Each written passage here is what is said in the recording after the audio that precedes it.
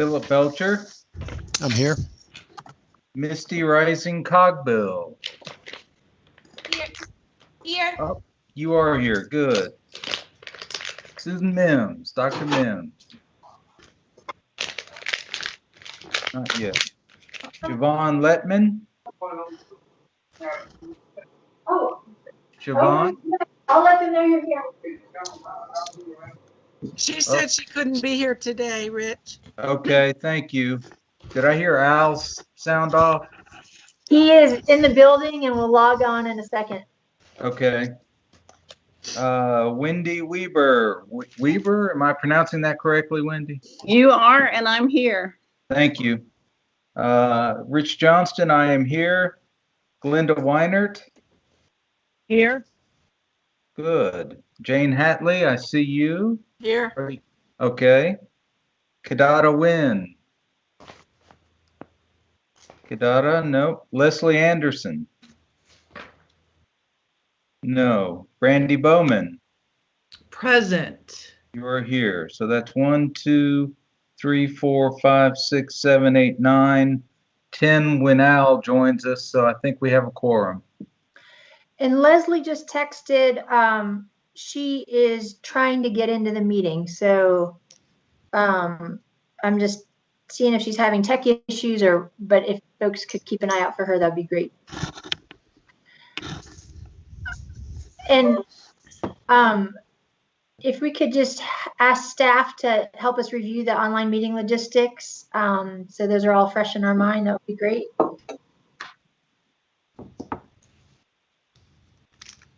Michael Frew, are you present?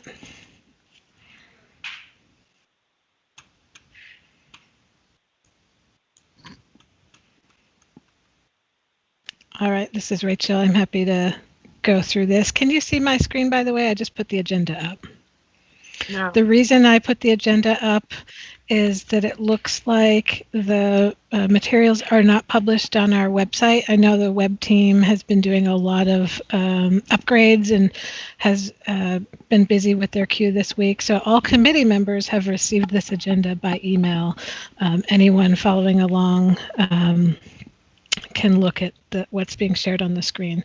So this item, roll call complete, online meeting logistics. This is a reminder of information that our attorney Frew has shared with us in the past, that as an open public meeting, we need to identify ourselves at the beginning of speaking. I don't think I did that. This is Rachel Nygaard. Even when it feels redundant, if we can continue to identify ourselves at the beginning of speaking throughout the meeting, that helps us to be in compliant with the rules. Am I leaving anything out, Michael? I think we're No, that was it. You're spot on. good to go. Rachel. Yes. Hi, this is Susan Mims. Identifying Hello. myself. I think I missed the roll call, so I'm identifying myself as here. Glad you're here, Dr. Mims. Welcome. Leslie joined as well. Right. Thank you. Yes. I'm sorry I was late. Robert Presley. Rachel, has anyone else had trouble? Me and Al Whiteside only found out about the meeting. We have not been receiving the notification, and all my early childcare have been canceled. So I've got a little confusion with what we're getting on our email. Oh gosh, that's unfortunate. Thank you for letting me know. Is anyone else having that so I can follow up with you appropriately? Nope. Jasmine said Teams was doing some funny things. I will follow up with you, Robert, and also Al, and make sure you're good to go. I think sometimes, this is Leslie Anderson. Robert, I've had that trouble too when, let's say, the meeting is adjusted a little bit or something, and it says canceled at the top of the subject line, when in effect it's not really canceled, it's just adjusted for some reason. And I've mentioned that to the staff too, that when you're scrolling down through trying to find the meeting and you see it's canceled, that's misleading, I think. Yes, Maybe exactly. corrected that, I'm not sure, but I had the similar problem.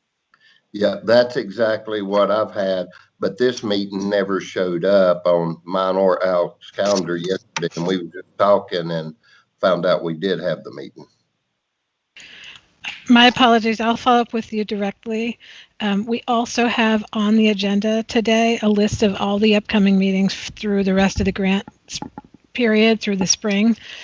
So when we get there, that's something that you can make a note of as well. That was just a general comment for everyone, but I will get with you on your calendar. Great. Well, let's go ahead and again, just a warm welcome to all our committee members as well as community partners and community members who are joining for today's meeting. It's great to see everyone. I've been looking forward to this time together. This is a part of the year where we gear up for our next round of grant making. So it's exciting for us. And I know that for the folks who are out there writing grants, probably a bit stressful. I do that for my day job, and no pending deadlines can be a mixed blessing. But we are at the committee level very excited about the next round of applications and continuing to move resources into the community to support the good work happening, especially this year. Our first item of business will just be approval of minutes from our December 1st meeting. Again, committee members should have received those minutes in an email from Angelin. And Rachel are you able to do a screen share for that, Rachel? I don't know if there's a need to do that, maybe not. But if y'all could review the minutes, and if we have a motion to approve, we will move forward. This is Philip. I'll make a motion to approve.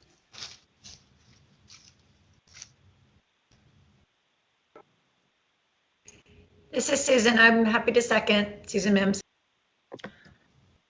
Great. This is Jasmine. We have a motion to approve and a motion to second. We'll need to do a roll call vote to approve the minutes. All right. So anyone who is in agreement with the approval, let me know, please. Jasmine Beach Ferrara. Yes. Robert Presley. Yes. Al Whitesides, are you there, sir? Philip Belcher. Yes.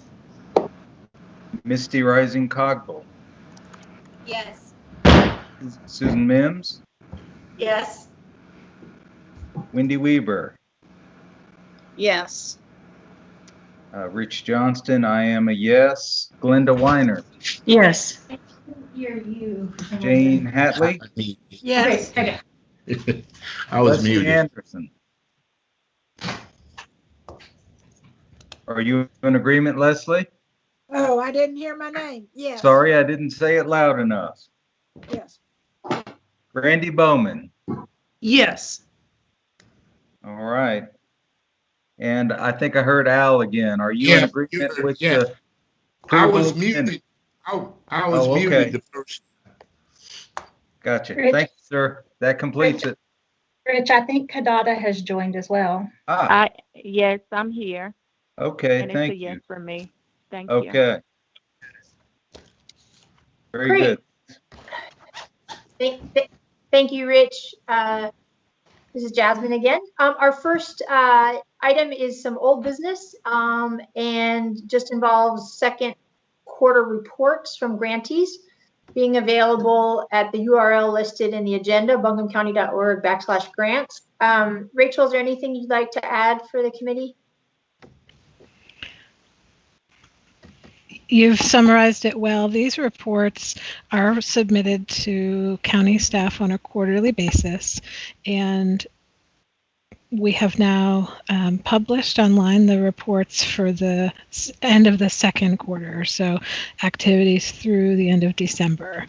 The reports are one per organization, actually one per project, and they include a section for narrative updates, so the groups can let us know how their projects are going and tell us about their activities in a sort of conversational format.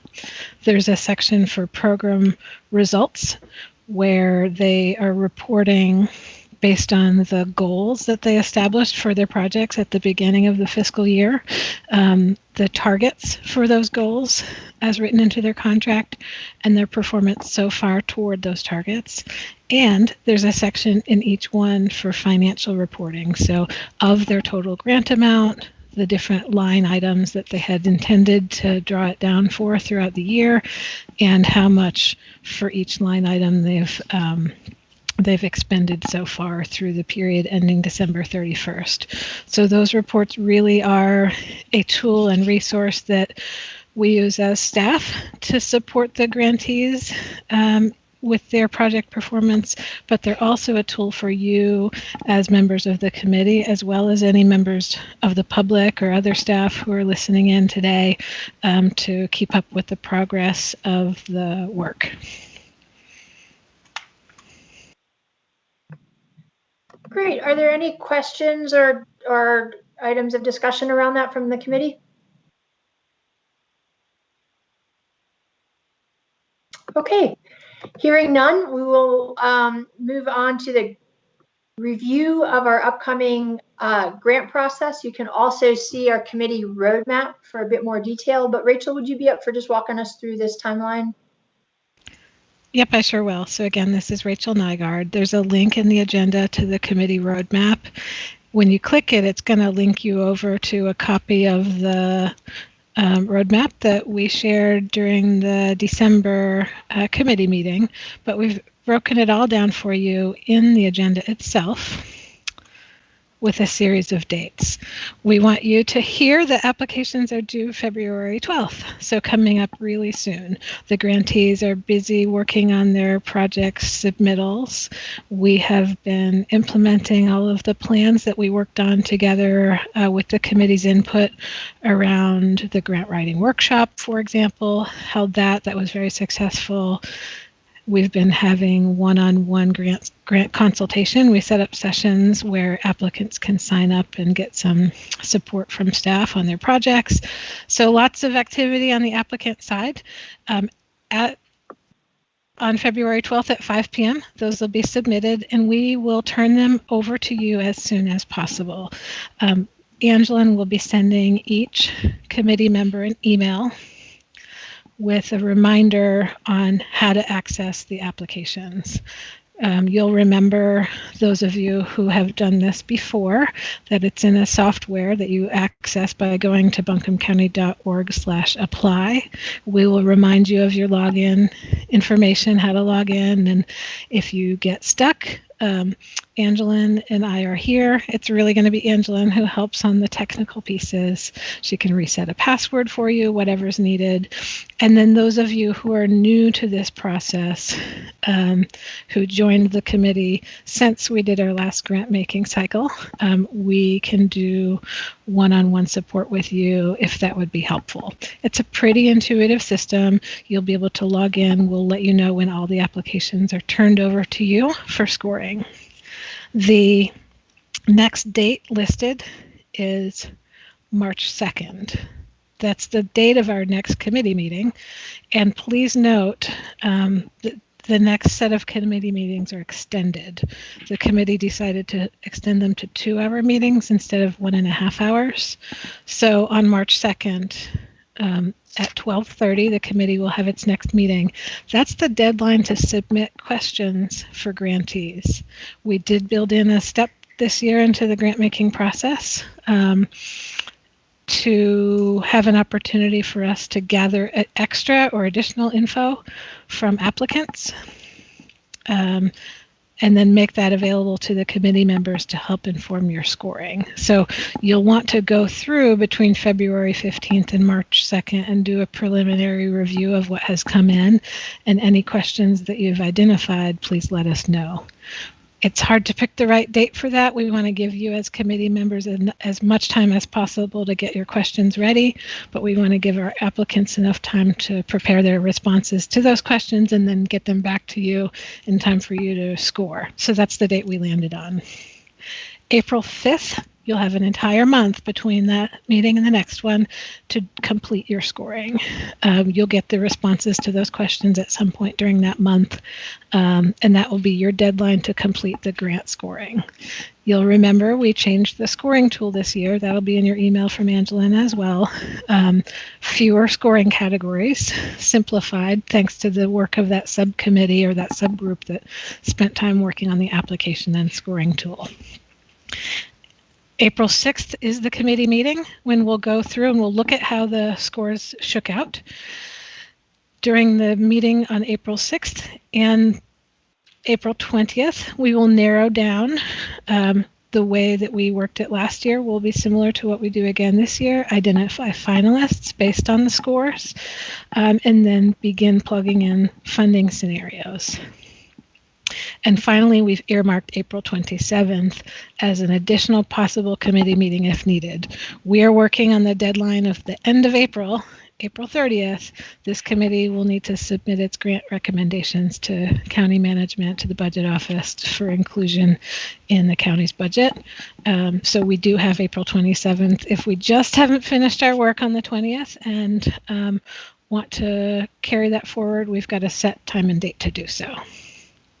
That's a review of what to expect, and you'll, like I said, get an email with details that you can reference. And please hear clearly our offer to support you at every step. A lot has happened in the last year, and we are having to reteach ourselves exactly how to navigate the systems and orient ourselves to the scoring software, and we're here to help. And Rachel, this is Jane Hatley. Did we have a lot of people show up for the grant writing workshop?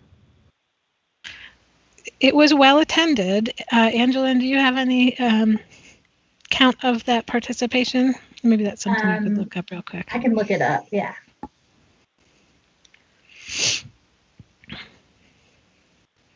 We were pleased to see some new faces, meet some new people and organizations that haven't participated in the process before, and also hear feedback from people who have been grantees awarded in the past that they also found it helpful. So, right. Yeah.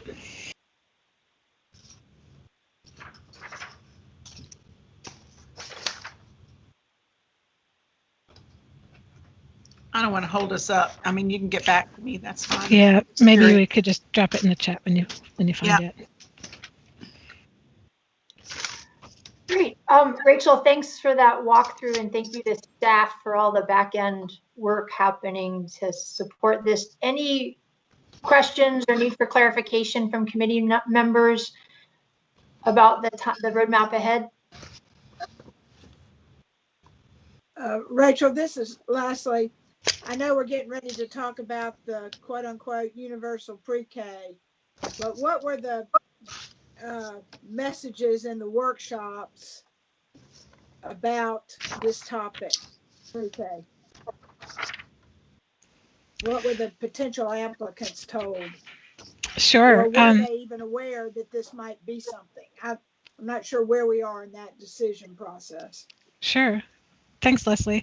So the grant writing workshop was very nuts and bolts, very focused on sort of the how-to of navigating the application process. So we did spend some time talking about the history and where it was that this came to be, that Buncombe County established an early childhood fund, its beginnings, talking about the current priority of kindergarten readiness within Buncombe County's strategic plan, so the current emphasis.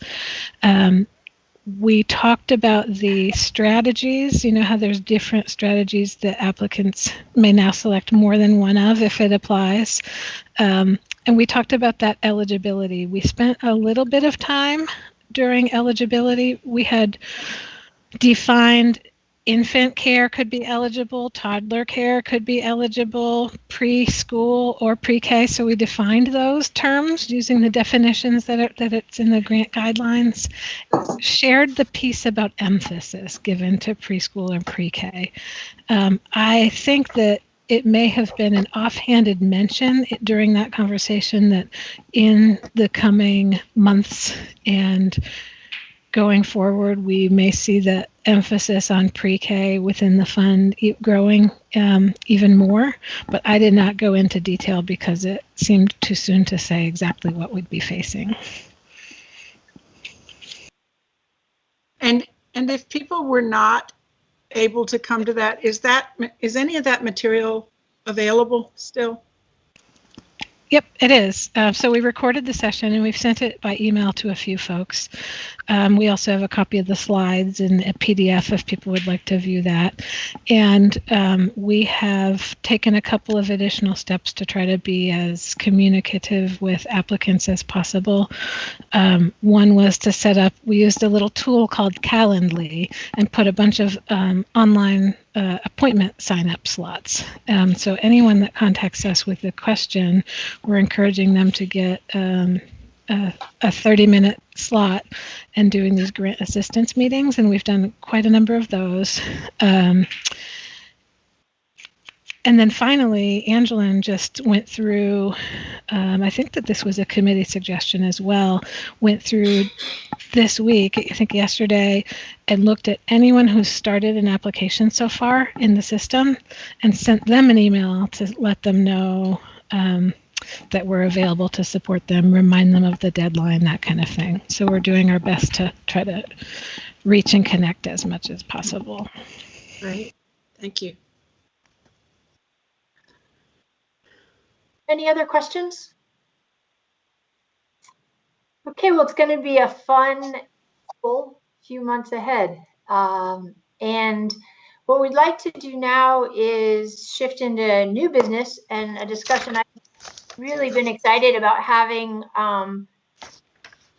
with the full committee, and will request that Al and Robert and Rachel work with me as we move through this to make sure that we're doing a good job of relaying the recent conversations we've had at the full commission level around the early childhood work and pre-K specifically, and what that means as our committee moves forward in our work.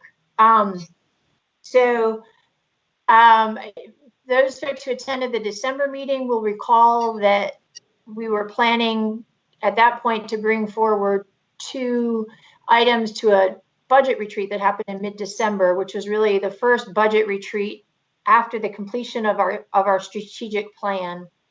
And those 2 items were, one, a request that we basically allocate approximately $851,000 from the general fund towards the early childhood education fund, which would basically slot into the place that some local, part of the local school allocation had been, that Asheville City Schools has historically used for their preschool program. So that was one request, was on the budget level.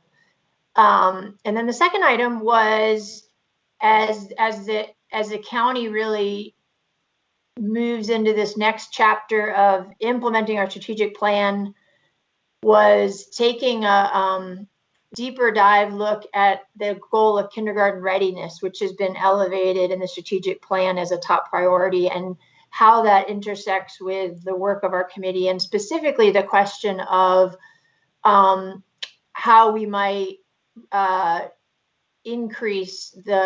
we might accelerate the process of increasing access to quality pre-K in our community. So that was a conversation we had in December. We had a great discussion about that at our budget retreat in December, and then followed that up with a longer discussion at a work session or a briefing session in January. And just want to share some of the results of that conversation. And I'll just start with the good news that, as has been the case throughout this process, there continues to be such strong support from the full commission about our work around early childhood education and development and expanding access to pre-K.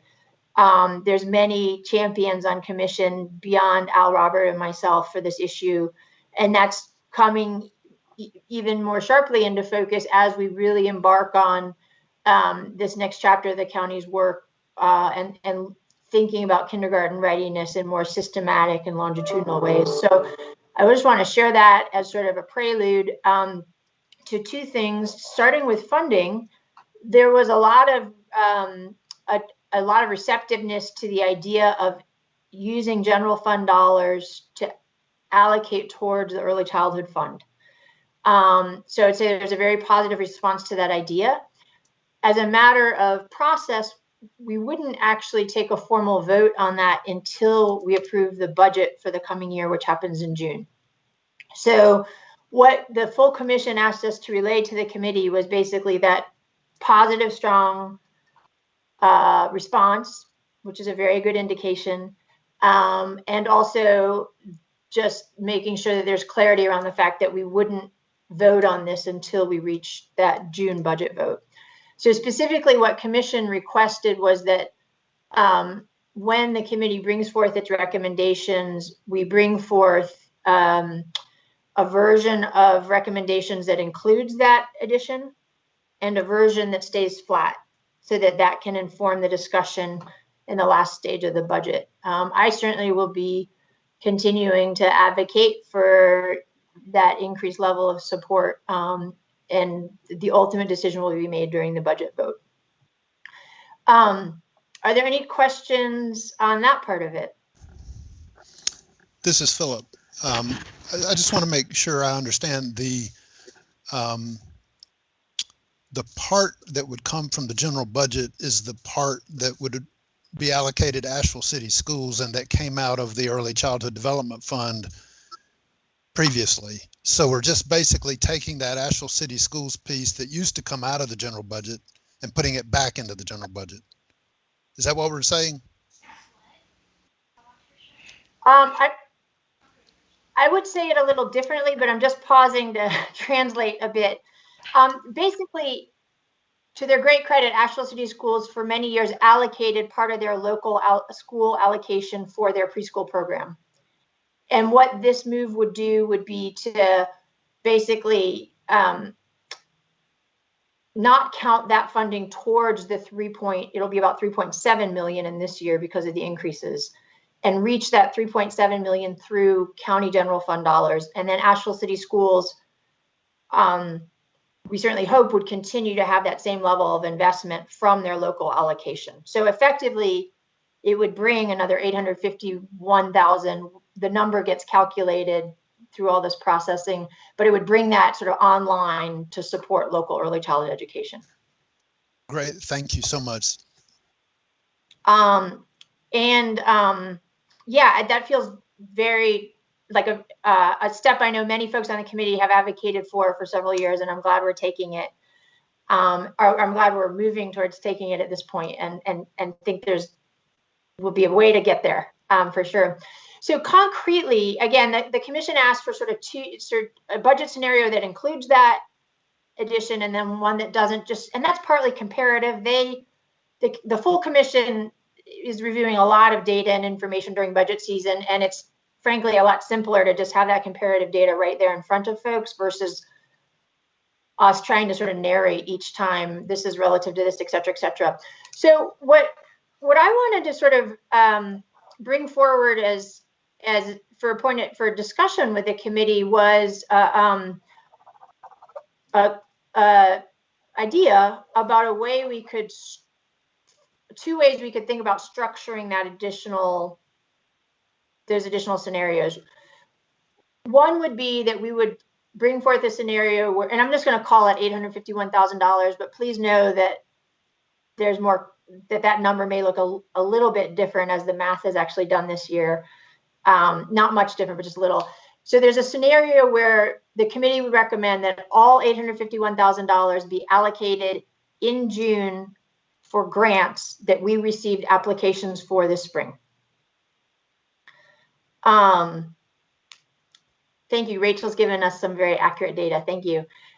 Another scenario that I'm just eager to get committee feedback on is that we could propose that the bulk of that money go towards grants that we would make in the spring, and that we hold a portion of that money for future grants or RFPs that would focus on how we begin expanding pre-K in our community more intentionally. that sort of segues into the other topic that we're really excited to discuss with the committee. So maybe I'll do a little bit of that for context setting, and then we can circle back to a set of questions that are before us. So basically, you know, one of the conversations that's happened at the committee level, the commission level, and the community level since we launched this, even before we launched this fund, but as we were beginning to contemplate it, was, are we going to take this generalist approach that responds to community recommendations, particularly those articulated in the Asheville Buncombe Preschool Planning Collaborative's report to the community? Are we going to take this generalist approach that includes expanding pre-K and preschool, but also very intentionally include some of those upstream strategies that have been lifted up as so critical, like professional development, workforce development, early access to trauma-informed behavioral health support, for et cetera? Or from the get-go, are we going to take an approach that looks more like what we've seen in, for instance, Durham County and Mecklenburg counties, where out of the gates they said, we're moving towards universal pre-K. And so all the funding that we're allocating is going to go to pre-K expansion specifically. And the decision that we landed at was launching with that more generalist approach, in part to keep learning a lot about our local system, and also to respond to what we knew were just some incredibly urgent, immediate needs in our local system. And, you know, and to the great credit of local providers and the folks who work in the system, people were doing so much without adequate resources. And part of the goal initially was to just pump some resources to sort of help backfill a system that we knew in some ways was sort of oxygen starved a bit even. But the conversation has certainly continued that as we learned more and progressed through this, we wanted to continue to reevaluate whether it made sense at some juncture to begin elevating any of these goals that were part of the original resolution we passed in 2018. And that's really what the prompt was for this conversation we've had in the last couple of months at the commission level. Was we have now identified kindergarten readiness as a key strategic priority for the county in the next 4 years, and beyond. And also a linchpin around our work around equity and our work on the opportunity achievement gap. And is it time to take a deeper dive on what it would look like to significantly expand access to pre-K in Buncombe County, pre-K that's informed by equity strategies, and pre-K that we would actually have the capacity to assess using some longitudinal research methods. So we would actually be able to know whether pre-K in Buncombe County what kind of difference it was making in children's lives, and we would be able to particularly know what kind of difference it's making in the lives of Black and brown children and other children who we're seeing are starting to fall through the cracks even before they arrive in kindergarten, and certainly by the time they get to third grade literacy testing. So all this is sort of prelude to the other part of the discussion we've had at the commission in December and January, which was that the commission would like to formally bring a charge and request to this committee to create an ad hoc working group that would take several months to kind of study this question of how Buncombe County could significantly expand access to pre-K and move towards the goal of universal pre-K. I know there's a lot of questions about what that term means, but for the purposes of this conversation today, what the term means is that if there was a family in Buncombe County that wanted to access pre-K, there would be a slot for them to do it. And if they needed support to do that, that support would exist. And what the commission has requested is that our committee basically bring forth a set of recommendations around how to get there and what it looks like to get there.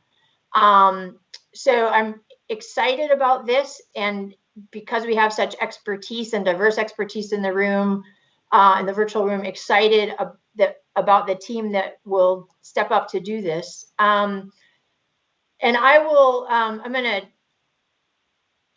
start sharing the mic with Rachel here, just to make sure I don't miss any details on this, because certainly we want to have lots of time for questions and discussion, but I do just want to review a few things about sort of process and timeline so you have all that information available.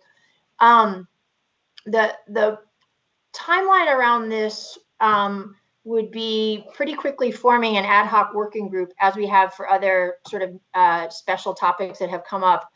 And that this group would have a set of recommendations around pre-K expansion and what it would look like to reach the goal of universal pre-K in Buncombe County over time, ready by early June to bring to the full Board of Commission. And that at that point, Commission would sort of receive those recommendations and would work with county staff and no doubt this committee and other stakeholders to sort of develop a concrete plan that's very much tethered to the county's work around that strategic priority of kindergarten readiness, with a goal that there would be sort of a planning period. And then by the time we opened our grant process in 2020, at the end of 2021, that emphasis on pre-K expansion would be reflected in that grant process.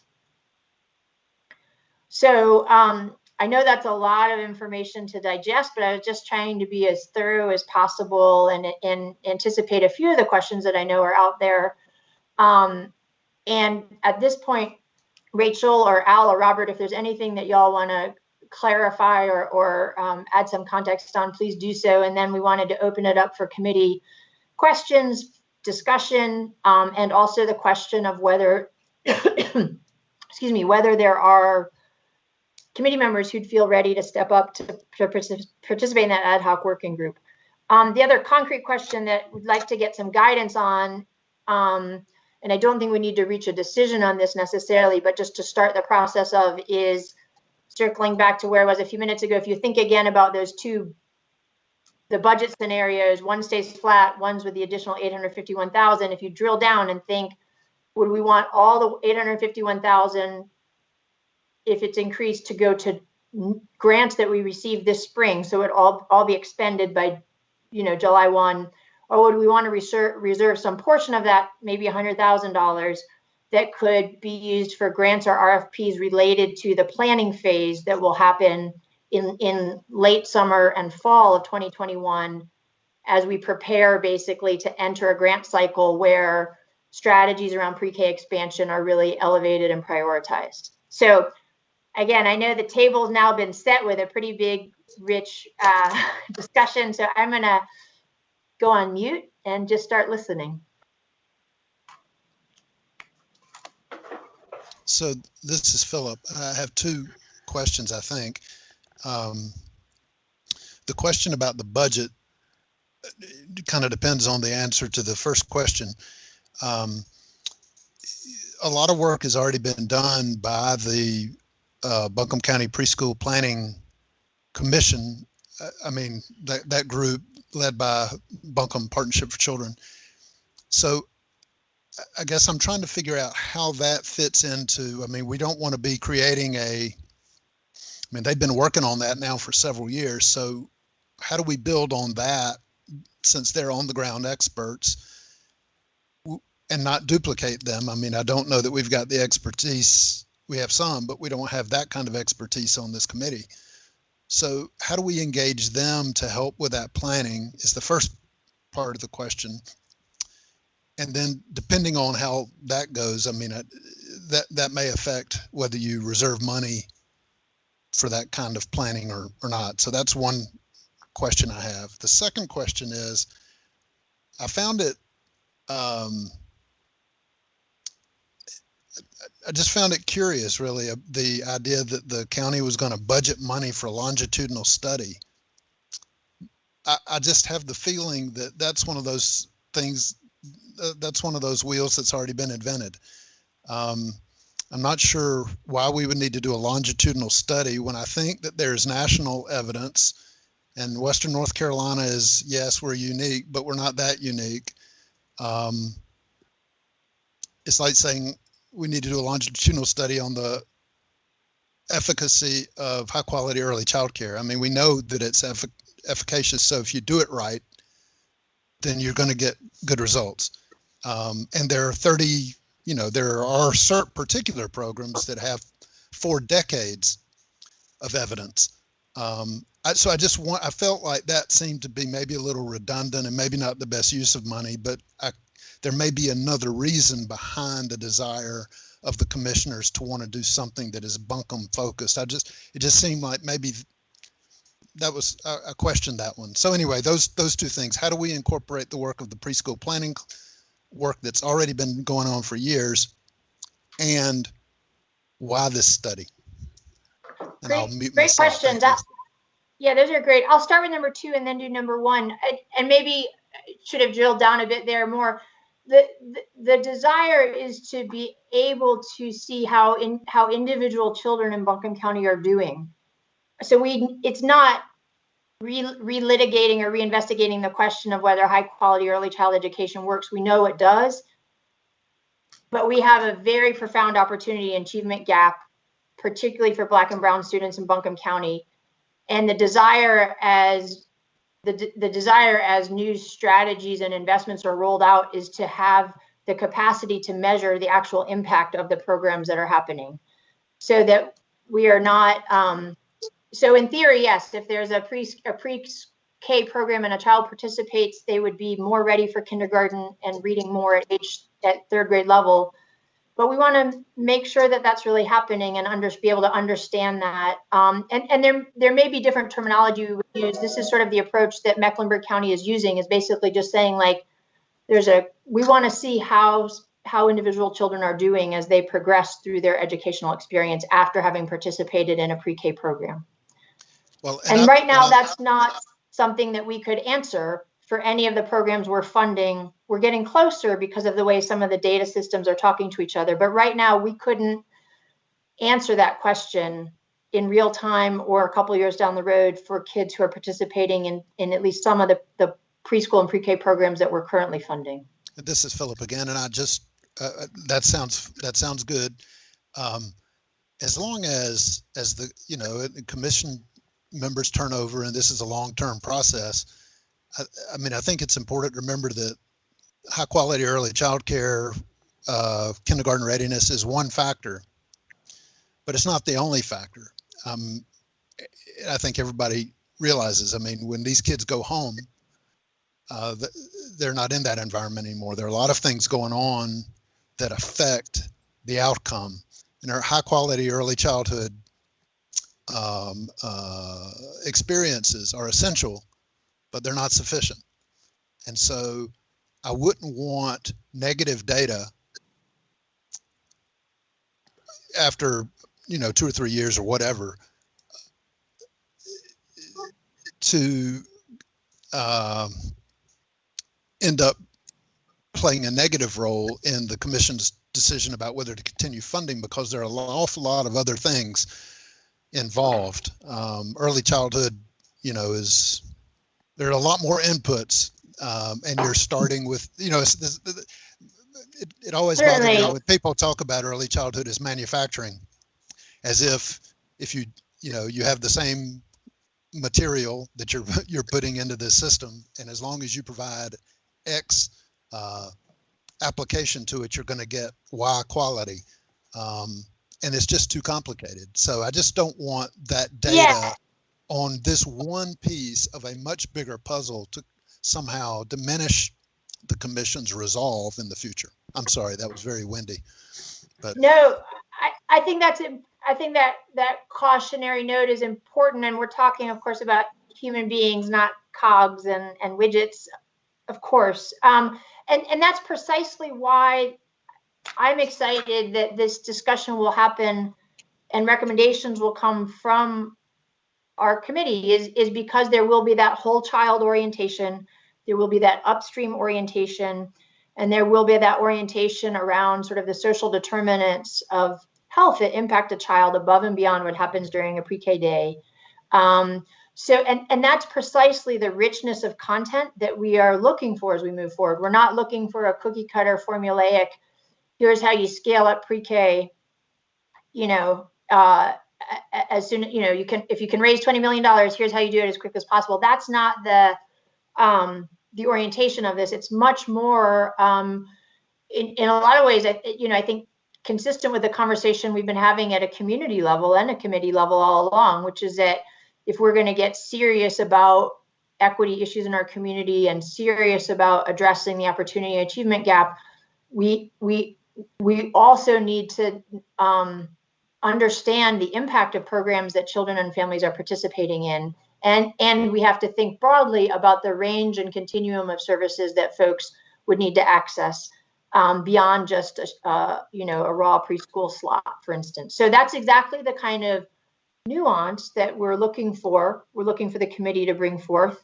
And I hope think creatively around what that means as we think about concrete strategies for expanding pre-K, not just creating new slots, not just creating new classrooms, but creating a context in which children have an opportunity to learn and thrive. And to your first question, Philip, also a great question. Of course, this would be about building on the work that's happened, as has been the case from the start. This isn't about supplanting, duplicating.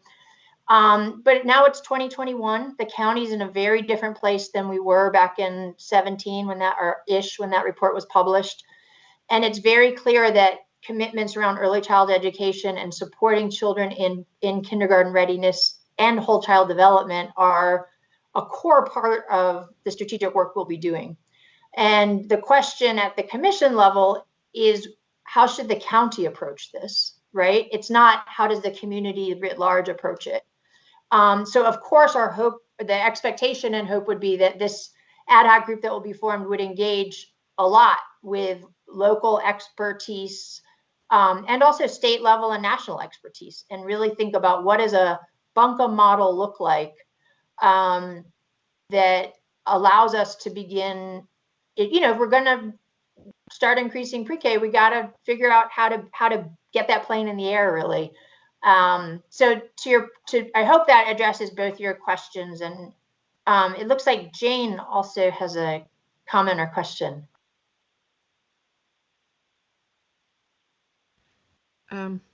Yeah, Jasmine, I think you answered it. That part of the role of this committee would be to research what is already known, both locally and regionally and nationally, because, I mean, for instance, if I were to be on that committee, I would be totally intimidated by the knowledge that I don't have. And just like Philip would want folks like Buncombe County Partnership to be involved in that. And so,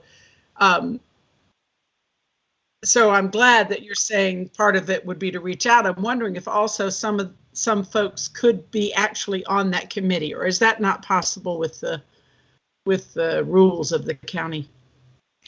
So Jasmine, you asked me to jump in on process a minute ago, and maybe this is a good time to do that. I see Commissioner Whitesides also has his hand up, and I want to make room for as many voices in this conversation as possible. But one thing that I'm listening for today, and hopefully we can get to before we adjourn, is who would like to join and be a part of that ad hoc working group. You heard when I reviewed the grant process for this spring, we are in our busiest time as a committee, so it's a hard time to take on an additional responsibility, and we get that. Some of the components that we would need to take on as a working group would include, like Jasmine was saying, defining what we mean by universal pre-K, and then hearing from people with perspectives and expertise. Some of that is people who are experts in the field, like Buncombe Partnership for Children, or other participants within ABPPC, which I am staying connected to and participating in that as well, providers, but also hearing from families and people who would be impacted, essentially asking if we were to design a universal pre-K program, what would you want to make sure we think about? What would you want to make sure that we include? And hearing those different perspectives. At this point, I have not made any commitments to outside parties to be a member of that working group. That's a question that's undefined at this point. But you can imagine, as the staff point of contact, we have already been hearing from those partners. So I've been holding some of those if you will, listening conversations in an informal basis and just taking those notes and beginning to build that body of ideas for what is important to people like representatives from those organizations you mentioned. So may I pass to you, Commissioner Whitesides? Yeah. What I wanted to point out from the conversation before is, when you look at it from the commissioner's standpoint, we have to pull together all the information we can. Because let's face it, we are not experts on very little that we deliberate, but we have to ask the questions. And one of the questions that I continue to get from constituents is when we talk about early childhood, or when we talk about anything that we spend a lot of money on, is what are we getting for our buck? How is the program doing now? Where are we? Where do we need to go? And, when I talk about early childhood, I often, tell them that, sure, it's complicated. We got a lot to deal with. But on the other hand, when we ask questions like, have we followed our kids from preschool, like at Asheville preschool? What are they doing in the 3rd grade? What are they doing in the 6th grade? Where are they in the 9th grade? We can't get answers. And that's one of the things that we need to know in evaluating. We need to see some results and know where the kids are. That's all part of answering the questions or planning ahead, because we need to know that to correct what's not working or what we need to do. And I agree, we've been working on this for years. I was on the school board, 20 years ago, and on my alma mater's board back in the early 70s, and late 70s and early 80s at North Carolina Central. We were talking about preschool even back then. But one of the questions, though, that we still get is, what are we doing now? And what are the results of what we're doing? And that's one of the keys, that we've got to answer when we start appropriating funds. Thank you, Commissioner Whiteside. I think I saw Susan Mims's hand up. Yeah, I had put it up briefly because I actually had a process question. I think Rachel answered it, just about, does it have to be made up of committee members only? And I think you said that was still an outstanding question about others with more expertise joining. Thank you. We know that there are lots of critical partners, those that delivering care, other investors. Dogwood Health Trust is an example that I'll mention. Because of one of the hats that you wear, and we do have a convening meeting with some of the members from this committee, thanks to those who've been able to respond to that small group meeting invitation. And we've included Buncombe Partnership for Children in that, so that it's as inclusive as possible from the outset. I did have one more comment. Commissioner Ferrari, if I may, I just wanted to emphasize, I think something that I heard Philip say, in addition to all the other wonderful things that questions he asked and chimed in, is thinking about the longitudinal nature of the work we're trying to do, and that it is more generational than in a few years. So just when we think about, I love the idea of getting some information that we could follow repeatedly. We do that in many areas, and having that kind of data to get follow-up, but also setting expectations that, the outcomes we ultimately want to achieve may not be achieved in 2, 3, 5 years. We're talking decades. Thank you. Thank you, Susan. I see Leslie's hand, and I also see Brandy's hand. So why don't you go, Leslie, and then Brandy after that? And if you'd like to comment, please either raise your hand or use the chat function, excuse me, or just wave at us, and we want to get in as many folks as we can. Thanks. 2 questions. One, picking up off of what Susan said, I wanted to mention something similar, in that I think this information longitudinally is so valuable, and there are gaps, and as Al says, in our work where we really have trouble answering what the long-term impact is. At the same time, there are national studies that tell us very positively that it's, it's efficacious. So to me, what I think the question is whether we are willing to invest the money and the intentionality to get the data that we will need to be able to evaluate whether we're having an impact. It's not going to be inexpensive, I don't think. And like Al says, you don't want to just go to the third grade reading, which of course is a statewide priority that many folks have worked on for years. We don't want to just go to the third grade. We want to go to sixth grade, the ninth grade. Well, what about, did they go to college? I mean, this could be a very fascinating and very deep commitment we would need to make. And I guess my question comes, would we be expected to pay for that out of the money that, is in our 3.7, or could that money come from some other source? Secondly, when the commissioners set the definition of their strategy as kindergarten readiness, could you, or I can get it later, but could someone define what they meant, what you all meant by that? What does kindergarten readiness in your strategic priorities mean? There are a lot of ways to define that.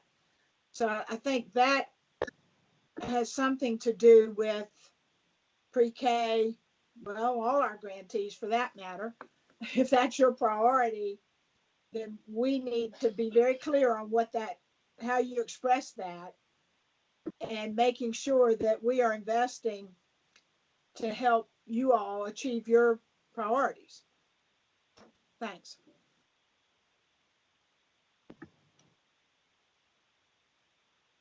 Thank you, Leslie. Brandy, you want to take the mic?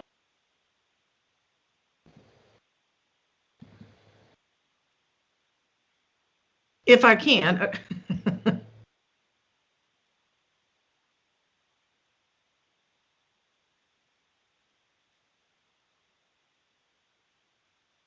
You're on mute, Brandy.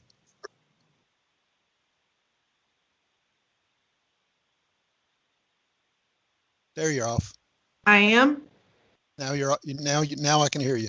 Okay. My question was clarification about the last thing Rachel said about small groups, invitation only. It was in reference to Dogwood meetings. Were you talking about having meetings with community stakeholders, or what? I just didn't catch that. If you could maybe explain just a little more about what you meant and repeat that, that'd be very helpful. Yep, thanks for your question, Brandy. So one of the things that I'm doing, this is Rachel, as this unfolds, and we don't yet know exactly what this formal structure will be for the ad hoc working group, we're keeping the dialogue open with stakeholders. So Dogwood Health Trust is an example of a group that we are meeting with and having conversations about. Hey, we see education as one of your strategic focus areas, and early education is part of that pipeline. Can we bring you up to speed on the latest with Buncombe County's priorities? Are there any areas of alignment? That type of conversation. I'm trying to think of some of the other lead organizations. Here's one. There's an effort underway that you may have heard of. I know you have, Brandy. Others may have as well, called My Future NC. That's actually a statewide effort related to educational attainment across the cradle to career spectrum. And that's coordinated through Land of Sky Regional Council, our local piece of it. And there's a group that's working on pre-K and kindergarten readiness as part of that. So meeting with Jean Laughlin to make sure that there's open communication about related planning projects, so that when there's an opportunity to coordinate, we're better positioned to be able to do that. Is that helpful, Brandy?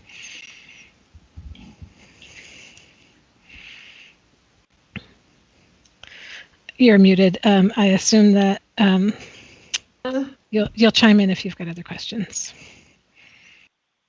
Rachel, maybe. Oh, sorry, Brandy. It's very odd. Can you? It's cutting in and out, Brandy. Mm-hmm. Can you hear me now? Yes. Okay, yeah, it sort of goes in and out. Sorry, guys. This is the only time I use, what is this, Microsoft Teams, and I get flustered. Anyway, the point I wanted to make is, so something came across my desk. Blue Cross Blue Shield of North Carolina have announced this, seems like relatively new, with Kate B. Reynolds Charitable Foundation Trust, $100,000 grant opportunities, and it is about supporting grassroots effort to promote equitable early childhood outcomes. So, I mean, that could be a game changer in many communities. So, but that's a statewide thing. Dogwood is a little bit more Western North Carolina. Do we reach out and talk to folks like that as well? I mean, I don't know where that's supposed to land. It's just a question I had. Yep, this is Rachel. I think it can't hurt. As soon as we get our ad hoc working group together, it would be really helpful to define a strategy, an outreach and engagement strategy. At this point, we're just kind of doing it informally. And if you see a grant opportunity or have an idea for a conversation, shoot me a line and I'll coordinate with you on that. I'm seeing Misty Cogbill. I had my hand up, and I don't know if I could speak, but it meets Brandy's question as well, if possible. Yeah, please. And then I'm going to just try to take a assessment of other hands that are up while you speak. Please go ahead. And Brandy, and maybe this also might apply to Wendy's question in the chat box as well.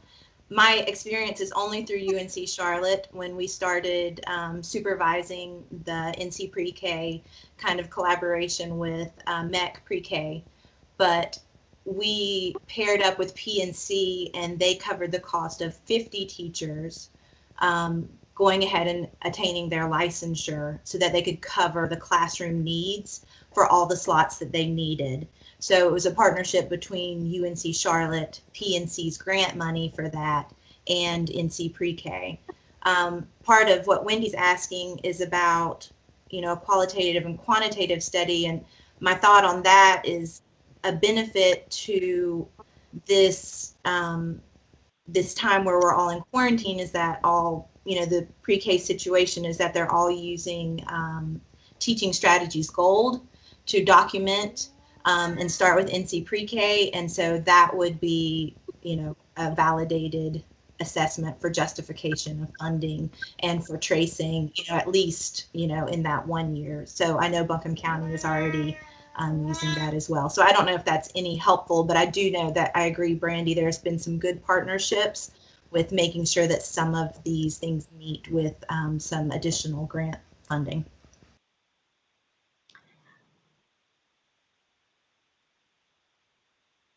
Thank you, Misty. Do we have other folks with their hands up right now? Jasmine, this is Rachel. I didn't see any others that are Okay. up, so you can call for other participation. Yeah. Anyone else on the committee want to jump into the discussion at this point?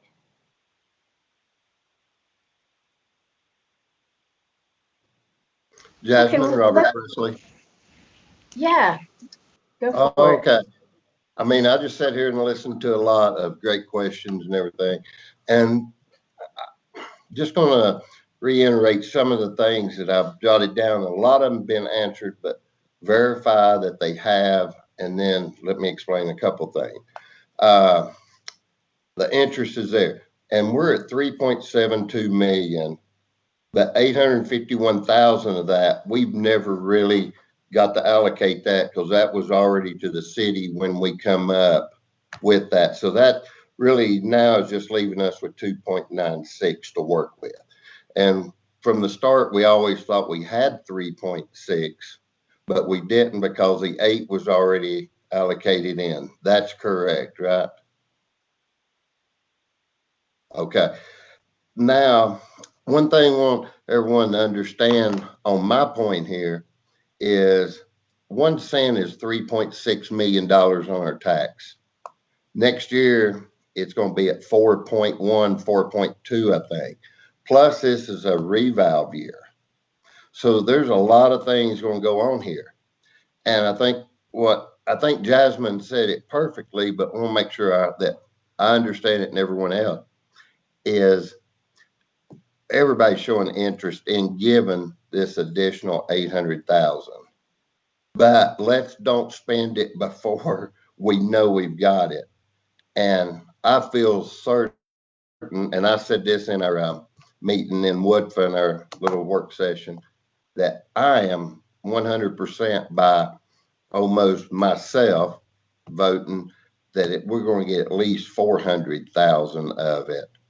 And hopefully we can arrange to do the whole 850,000 to get us back to 3.72 or whatever it's going to be this year. So I wanted to make that clear with everyone. If you hear that I'm not behind it, I am. But with revalve and what else we're going through here, that I am fully supported of at least 50% of it.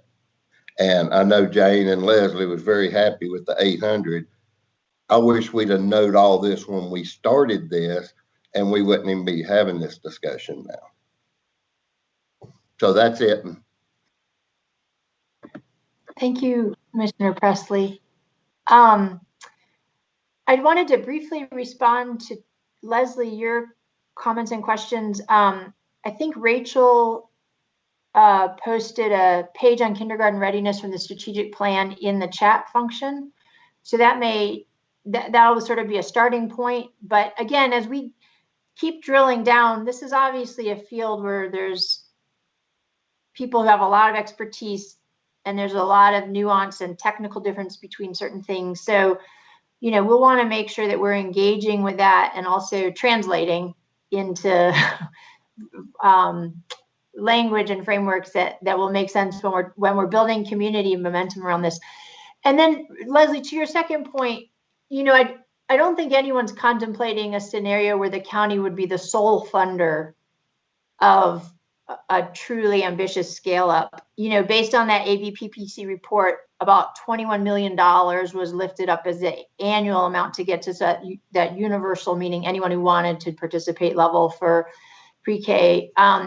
If those numbers continue to hold as everyone takes a fresh look at them a few years later, I think that the hope at the county level, and we talked about this at the commission, is that county dollars could help attract, could be early money in that could help attract and leverage both philanthropic and corporate dollars. And we know that mixture of public funding, local certainly, but state and federal, of course, and then philanthropic and corporate dollars tends to be the mixture that helps communities actually begin moving in serious ways towards scale up. So that's part of the question that will be on the table too, is how we strategically leverage county funding to do the real-time work of creating more classrooms, of course, but also some of the longer-term work of attracting other entities that would want to invest in this. Could I just mention, Jasmine, one, what you said is probably the ultimate point. Can we scale this up to where it's real and it is universal? Actually, what I was referencing was the cost of doing the longitudinal study itself. Not so much the cost of implementing whatever we find, but just the research. Because again, to do a true longitudinal study, you have to be committed for years to following the best way would be to follow a group and have a randomized, version and all that stuff. But of course, if we could just follow a group of kids and know what happened, that would be that would elevate our game. But to do a true longitudinal study it would be very beneficial, I think. I was just trying to figure out, how do you even fund that?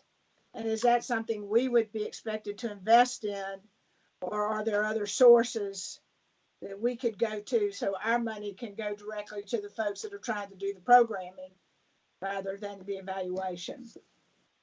But you're right.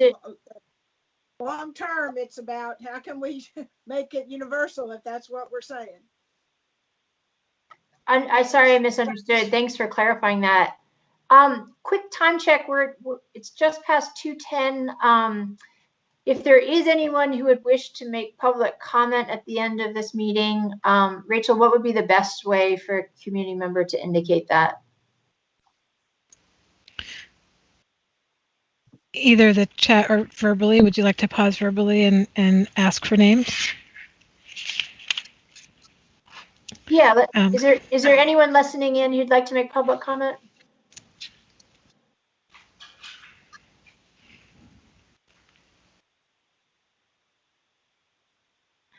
Okay, it doesn't seem like we have public comment, so that means we have 18 minutes left. No, yes, 18 minutes left in our meeting time today. And one of the things that needs to happen is starting to figure out if this ad hoc group, starting to figure out if there are folks in our committee who already know they're interested in this. Rachel, did you have any specific process in mind around that, or you just want to open it up? Let's open the floor. Great. And just to review, what this would mean would be stepping into an additional role for the period between now and June. The group will determine meeting time and frequency and some of the process work that will happen. The end goal here is a set of recommendations that will be brought forth to the commission at our first meeting in June. And of course that the committee will have had some time with prior to that. So bringing them first forth to the committee for discussion and perhaps a final pass, and then presenting them to commission. And then I know the expectation is not that this working group will bring forth sort of a fully baked cake of here's exactly how you would implement all of this. But it is bringing forth some very substantive, clear recommendations about, I'm just saying, for instance, it could be this pre-K model needs to be not just equity informed, but whole child informed. It could be sort of at the level of the sort of principles or philosophies at work. And it could also be at the level of, here's a timeline along which we think this acceleration could happen. It could be at the level of, we'd like to see some portion of the annual allocation designated for pre-K programs specifically out of the grant money. All of these are hypotheticals. I'm not scripting any of this, but I don't want this to feel like a task that's overly burdensome. Our hope is it will feel exciting to some members of the committee. And again, once those recommendations are made, it will move us to the next stop in this process, which is that the commission and county staff, and in all likelihood, this committee in some way will begin working on the planning stage of, well, how do we bring this to life, etc. So with that review, let's hear who's interested.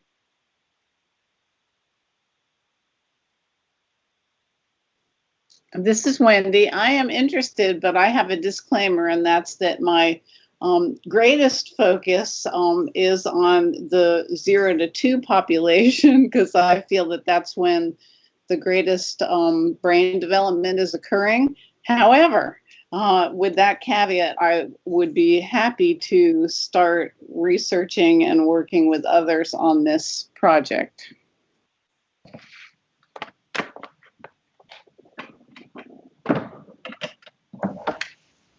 Thanks, Wendy. I've captured your name on the list. This is Misty Cogbill, and I would love to join in, but I just want you to know that my perspective is from NC Pre-K and from what we've experienced at UNC Charlotte. And so, therefore, it would be research on my part as well. Thank you, Misty. I've got your name written down as well, and we will build a strong group with your diverse perspectives. Brandy, I think I saw your hand out. The mute button, like me.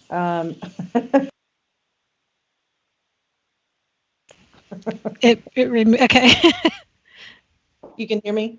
Yep.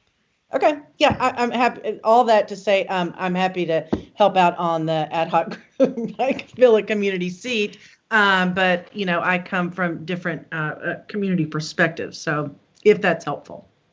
Thank you.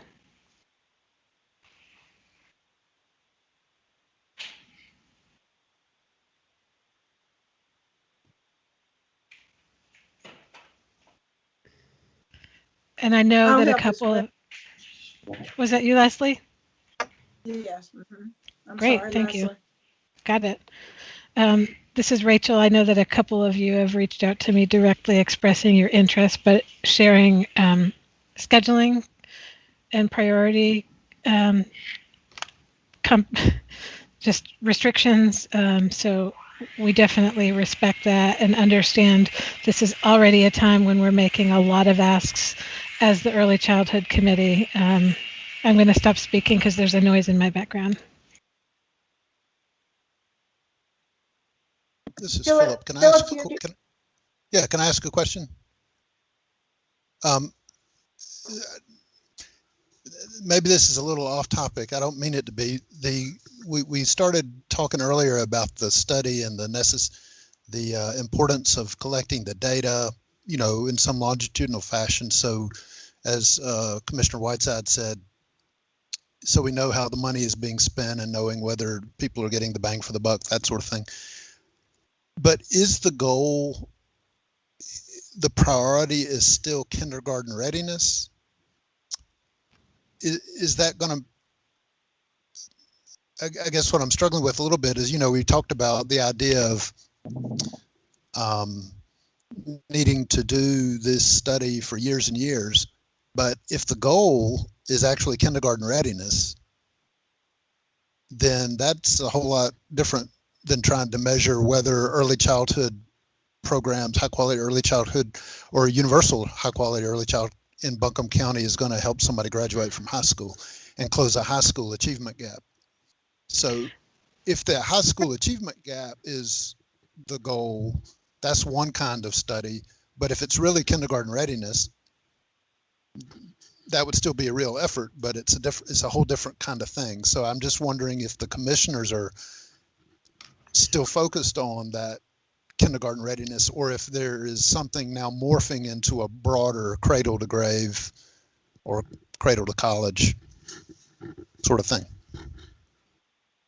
That's a great and astute question, and I would say yes. And part of the challenge we're navigating is that there's currently so many different initiatives working on these issues that it's very hard to get a clear read on where impact is happening. And we also know there's profound disparities, and particularly profound cradle to grave disparities in the Black community in Buncombe County, but and other communities as well. So yes, I think the broader conversation is how do we move from dispersed funding and strategy models that surely help people, but don't seem to be moving the needle on these disparities, into strategies that are tethered to ways to understand and measure their impact over time. So the totality of the strategic plan, I would actually say that early childhood shows up throughout the totality of the county's plan, everywhere from having a healthy community to a vibrant workforce. All of those are sort of inflection points at which you could think about asking the question of, for a kiddo who got to be part of a pre-K classroom in 2023 in Buncombe County, what happened in their life? So there are researchers, including folks on this call, who could speak to it probably more technically, but just at the sort of top level, I don't think our interest would be confined to a 2-year look at these children as they're in the pre-K year and the kindergarten year. I hope that speaks to your question, Philip.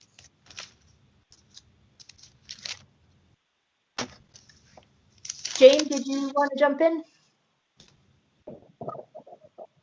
Oh, I was just going to say that I'm totally interested in this, but I will be retiring from self-help at the end of April, and therefore can't take on anything else. And just wanted to let this committee know that I'll be here through this grant cycle, but then we'll have to leave the committee as well. And so, but I hate it because it sounds really, really interesting. So anyway.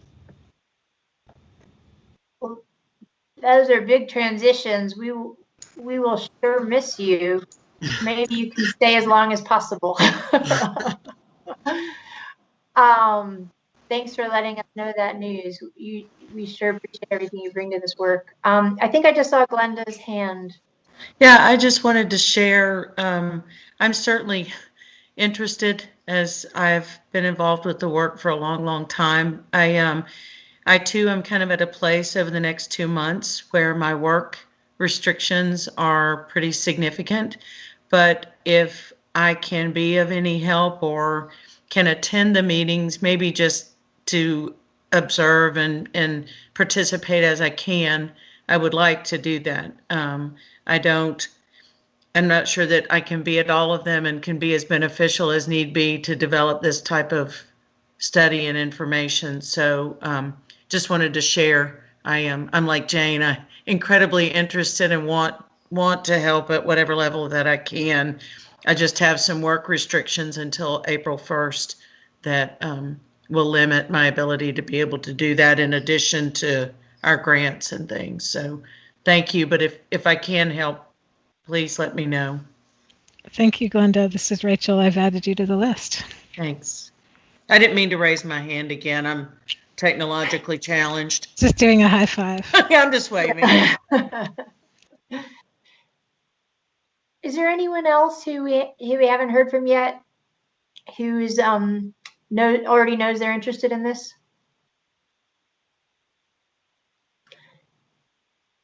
Okay, well, what I'd suggest process-wise is that Rachel, if you and staff could follow up with the folks who've expressed interest, and if on the other side of this meeting in the next couple of days you're like, I really want to step up for this, or maybe I have some limitations, but I'm very interested and here's what I could do. If you could let Rachel know that. But I just want to say a big thank you. I know this is an extra lift at a time when we've already got some serious work to do, but I'm just so fired up about what we can do together. And I feel like the time is right to bring forth some bold ideas about how to deeply invest in the lives of children in our community. And I really see this committee as being at the helm of that, and one body that will help us not just figure out how to move forward, but make sure that we do, and that we do it in the right ways. So I just want to say thank you to everyone, and to all the staff who are part of the call as well, and just reiterate the level of support I hear at the commission level, but also at the community level around this work in particular, and know that you have a lot of people who are applauding and appreciating the work you're doing. I think that brings this great discussion to a close for now. There's obviously some, we'll get an update at our next meeting about how the ad hoc committee is moving forward. As we head into the actual deliberation process, we will want to spend some more time thinking about those budgeting scenarios and the question of whether we would want to hold any portion of the new funding to support the planning work that will happen. That's a decision the committee will make together. There's been no decision on that. So we certainly have a lot to revisit as we keep moving forward with this. Rachel, is there anything that you want to make sure we address before we close out that conversation? There's one more hand up from Jane. Oh. I'm sorry, I just wanted to reiterate that I put in the chat, but if y'all could just keep that information under your hats for now, because I haven't announced it publicly. I'd appreciate it. Absolutely. Thanks for letting us know that. Okay, well, the next item on our agenda is announcements. Do we have any?